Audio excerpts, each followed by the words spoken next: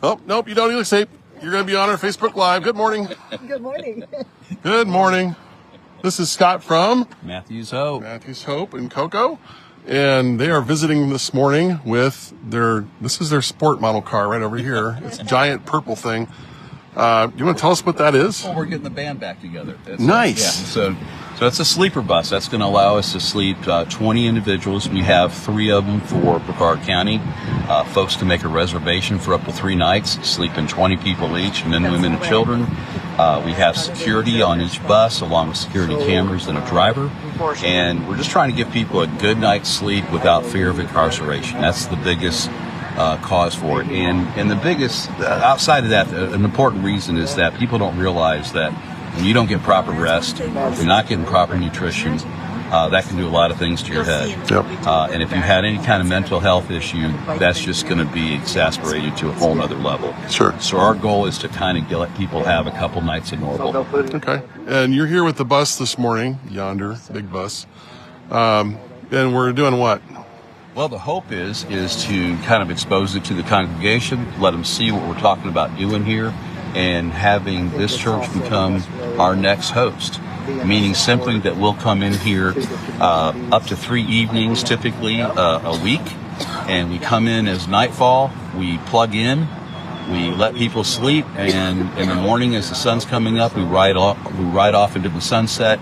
We'll either take them back to where we found them, or typically take them back over to Cocoa to our campus over there, so they get showers and haircuts and medical help and mental health care and anything else they may need that allows them to improve their quality of life or possibly move them out of homelessness. Awesome. Well, that's awesome. Thanks, Scott. Thanks for your ministry, and thank you for coming here to check out Resurrection in Cocoa Beach to see if we can make something work. I think we figured out that if we trim one branch off that tree over there, that we should be golden. So sounds great. Cool. Look forward to it. Thank you, sir. Appreciate the time, man. All right, let's go take a walk through the bus real quick and show you what's on the inside there. It's pretty cool. A really unique idea that I think has a lot of merit, especially nowadays, given the current laws in the state. And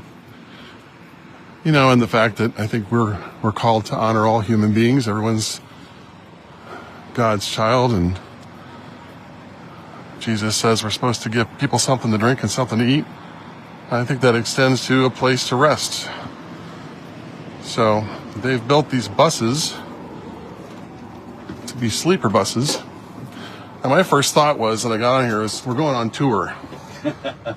Like Sure looks like it. Rock and roll. But they're nice mattresses. There are coils in the mattresses. They're good quality. A private space to sleep. Storage under the bus for belongings, backpacks, things like that. And then again, Matthew's Hope has the facilities to do a lot of things to help people. And that, in fact, today's a big day for us, because this Saturday in the month we have our Burger Bash where we feed people. We have our bike ministry, which we get calls all week. And we have our food pantry going on. So we try to do what we can in the community to help our neighbors. But, my feelings are also is since I started this ministry 16 years ago, my attitude has always been do what you can, not what you can't. But if we each did what we could, can you imagine, Pastor, if we were to get each church just to do something? Right. That old adage of how do you eat an elephant, one bite at a time. Homelessness is way too big, and from a scriptural standpoint, we're not going to solve it. Right. Okay, they're going to be here till Christ returns. That's just how it works. But that doesn't mean we don't do anything. So if each of us did something, truth is we would make such a major impact on the kingdom. I think Jesus would smile very much down the side of us, because this is simply, our whole ministry is based out of Matthew 25. And I jokingly say the t-shirt part, the one that looks good, is 25 through 35. Thirsty, hungry, blah, blah, blah, what you've done for the least of these. Now, if you read 36 through 46, that's the part doesn't make you feel quite so good, but I think it's important that we look at that, because he kind of says what's going to take place if we don't participate in this. And I think it's important that people understand that, again, if each of those in the congregation did something, our budget's $15 million. That is taken care of by people like you and I. that have simply made Matthew's Hope part of their giving, whether that's $10 a month, whatever the case is. But when you take that all together, I think God honors that in a pretty big way, because we starts to add up to something after a while, doesn't it? It adds up really quick. I mean, and, you know, every once in a while we have those big donors that come through, and I call that icing on the cake. And that's when we'll do special projects, or we'll do upgrades and things like that. I mean, we have transitional housing also. Like I said, we have our own medical team at both locations, mental health people. We offer laundry service. We have our own Montessori preschools. So the kids, these kids can get a firm foundation. So lot's going on. Yeah. A lot going on. Yeah, it's pretty awesome. So appreciate you. Here comes a crowd. Oh. Here, let me get. Hey, there's Diane. Here, Morning, Diane. I will get out of the way by sitting right here. And I will get out of the way by standing over here. And I will sit, Hi, Diane. How are you? sit down so you can go up, Diane. Feel free. Just say hi, because this is on Facebook Live right now. And if you would like to grab a brochure there. This is awesome. All right. So, We're taking pictures for that newsletter. in each one of Can the I slide pods, by you that way? What you'll also see, Diane, you'll see that each pod allows them to control their own AC or heat. You'll see that in the corner. You'll also see they'll have a place. So that's pretty cool. This is going to be a long one today, by the way. By the way, also, what a gorgeous morning it is in Cocoa Beach. There's Robin. She's trying to escape from being on camera, but I'm going to go find her right away. Here we go. Robin, how's it going this morning? It's going. We usually do pretty brisk business on Burger Bash Day. Yep. So, and we have hygiene bags too that the kids from Freedom 7 put together last week. Oh, that's awesome. Some hygiene kits as well. Shout out Freedom 7. Way to go. Yeah, we had a group of folks here last week from, was it Freedom 7 last week we were here? Yeah, and they were helping with the bike shop and stuff. That's pretty cool. I had somebody ask me this morning, what do I have to do to sign up to get food? You don't sign up at all. You just show up between the hours of 9 and 11 on Saturday, the second, third, and fourth Saturday of the month. And give us your first name and we'll give you a bag of food. Nice. So signing up is as easy as, hey, this is my first name. Yes. Pretty cool. Pretty cool. All right. And are these the hygiene bags over here, or where's the little bags here? The little hygiene bags, and then big brown bags are food bags. So these were the students from one of our local schools that put together these bags that have soap and looks like toothpaste, toothbrushes. And they have local art. And look at the art, yes. A little art on some of them. Well, some of them have. That's got a toothbrush on it. Look at that. Fancy. I like it. All right. Off to bother the next people. That's the fun thing about these walkarounds on Saturday morning. I really enjoy it. So the Matthew's Hope thing is pretty cool. A year and a half ago, our church council said we need to figure out ways to be truly in our community for good. God has blessed us with these amazing facilities.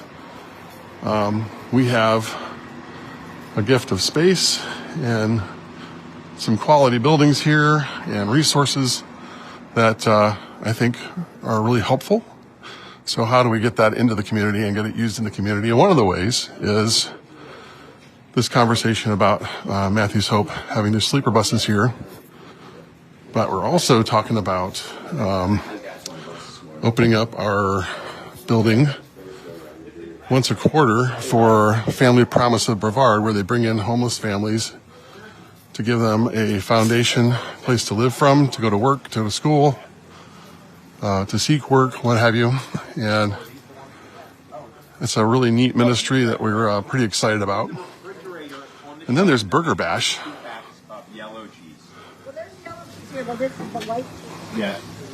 Zach, what's up, man? You're on the Facebook Live. Anything you want to say? I don't think so. Fired up? What? Are you fired up right now? Yeah, I'm super fired up. Sweet. Okay, cool. Thanks for being here. All right, let's go visit over here.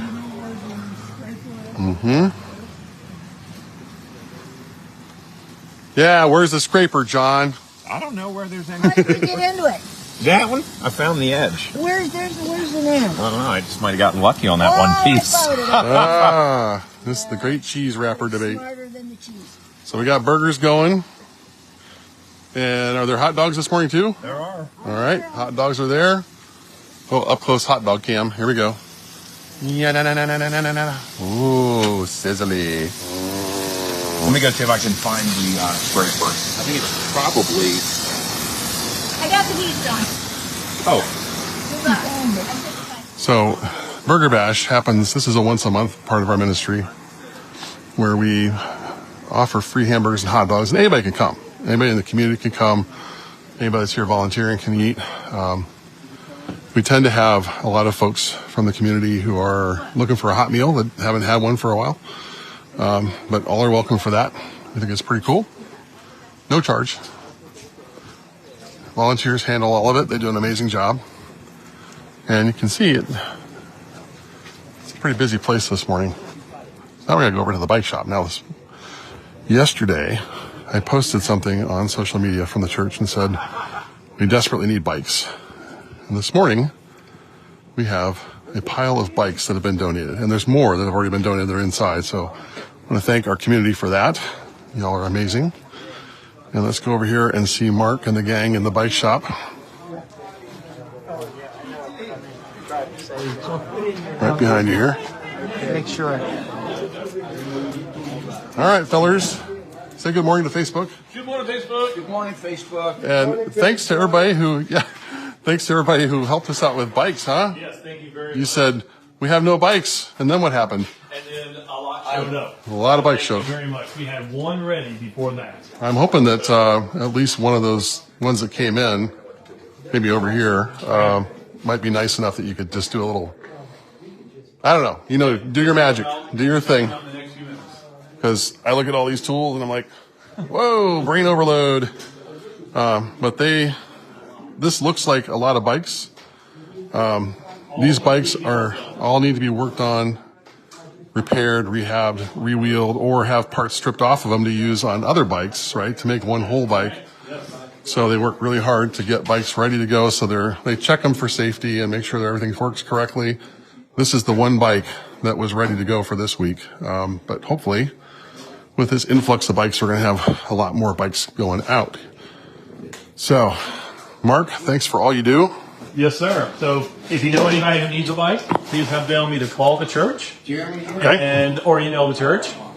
They'll give me your name. We'll put you on the waiting list, and we'll take care of you as soon as we can. But we should be able to take care of you the next time we're. Awesome. Thanks, Mark. Yes, sir. So, as I said, pretty busy morning here. Excuse me, gentlemen. Excuse me.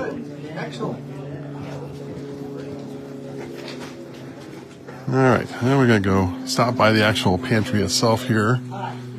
We give the food out front and in here. But right now, that's the shelves. And you may notice that they look kind of empty. That's because we have finished going through a lot of the donations that came through the schools. I'm on Facebook Live right now, and you get to tell people what it is that we are looking for and say thanks to anybody that's helped us. Would you like to do that? Oh, yeah. We'd like to thank everybody for helping us out. And as you can see behind you, that we're kind of needing stuff, but the things that we need are peanut butter, jelly, tomato sauce, a pasta sauce, pasta. We go through that pretty quickly. We also do corn and green beans. How about on like things like corn and green beans? Is it preferable to have pull tab openings on the cans? Which on the pull tab openings, but basically the pull tabs are mostly on the chicken, which we go through quite a bit. The pull tabs are also convenient if you have them on the soup. Yep. Because I use the soup also in the white bags, which is a day bag. Yep. I put the soup in there, and they're easier for. So imagine you don't have a kitchen to cook out of, or it's just easier for them to pop it and just use it right whenever they're going, wherever they're going. yeah, that's where like things like fruit and such are good to have those the peel open container things and.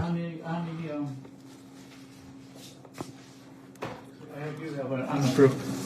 Yeah, there you go. Fruit. It's from Aldi's.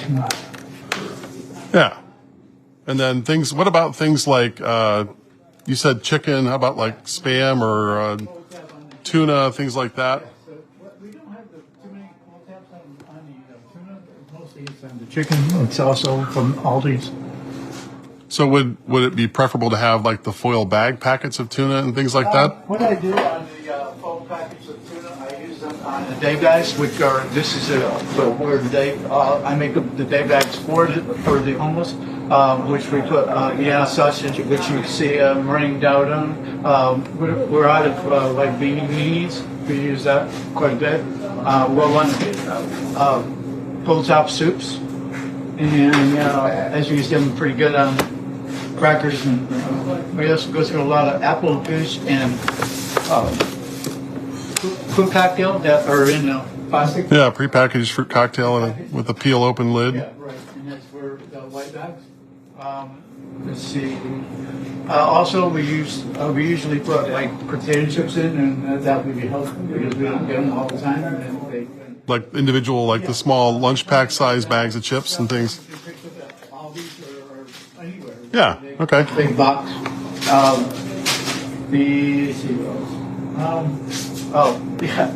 One of my favorite things was mac and cheese. Mac and cheese is very, very requested a lot. Yep.